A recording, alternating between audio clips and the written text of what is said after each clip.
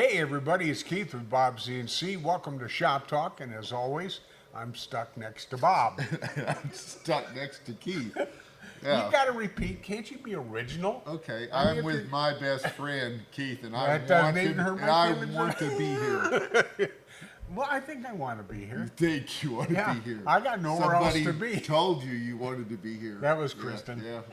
What are we talking? Oh, So- we're talking about We're d- controllers We're today. doing a series on how to Yes. build your own CNC. if I've you been want- here. Yeah. I don't remember everything, but I have been here. But today, we've talked about drive systems. We've talked about motors. Yep. But to get those things to work properly so you can get to where you want to be in your 3-axis, you've Yeah. got to have, Or 4-axis. or 4. 5. I don't, I'm getting a headache. We need a controller. Yeah, for And, sure. and up till now, we've been using, well, not up till now, we have used primarily, if not exclusively, Arduino Unos. Yep. And that comes from our kind of a maker background. Yeah, I think, well, there's lots of controllers. Back in the old days, there was. And you are old enough to know I, those I am old old enough days. to know. There was Linux CNC, which was a Linux machine, but if you could figure it out and get it working, it did. And it was free, so that was good. And then there was the Mach 3, which is up to Mach 4 or maybe 5 by now, I don't know. But it's a Windows-based. But you had to have a parallel port, and now they've gone to some different ways where they can do that. But the one thing that I believe that really put the hobby CNC on the map was a program called Gerbil, GRBL. And Yeah. some people say it differently than that, but I've They're always wrong. called it Gerbil. No, it's gerbil. It Okay. is. But it's done on this microcontroller, and it will handle up to 3-axis. And it was inexpensive, and it allowed people to make a small or a medium-sized CNC. But because of that, because of the work that the lead developer Sonny did on that to make it as good as it is, there's more people that have come out with the faster microcontrollers now. There's the Fluid NC that I think it will do like 6-axis, right? That was just they took Gerbil and said, okay, we got a better microcontroller. Let's port it over there and change the code and make it work. And it does a lot more than that. But there's also systems out there like the Acorn system, which is another type of microcontroller that they've written. But it will do all of those things as well. As a matter of fact, I'm putting Linux CNC, which was what I grew up with, on a Raspberry Pi. And that's fascinating to me that this system works on a Raspberry Pi. So in today's world, there's lots of controllers that you can choose from. Depends on what you want to do, how many axes you need. So first of all, if you're going to go with Gerbil, it's open source so that you can change the code if you like that kind of stuff.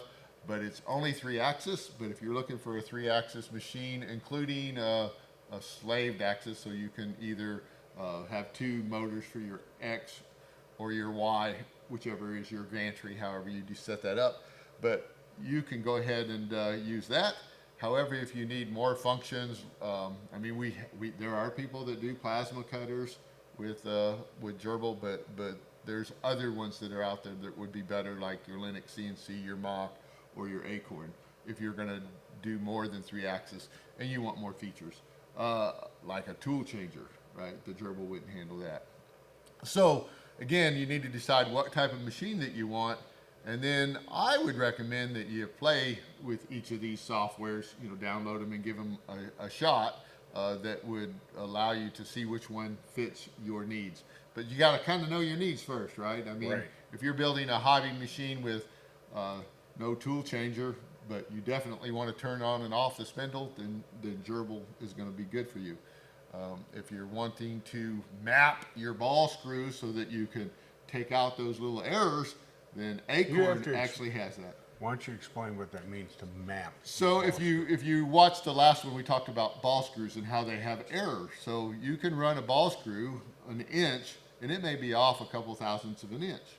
Well, there's software out there that says, if you tell me how far it's off in this inch, I'll go ahead and, fix it for you. So all the way down the ball screw, you could map it So that it will either add a little bit or take a little bit away, right? So Linux CNC has that, Acorn has that. There's probably others that have that. But if you're at that level, then yeah, the gerbil's not going to work for you. Okay. So you're going to want to go to that. So the big thing is you need to decide what you want in a system and understand the systems. It would be cool if somebody, why don't you write a blog on that?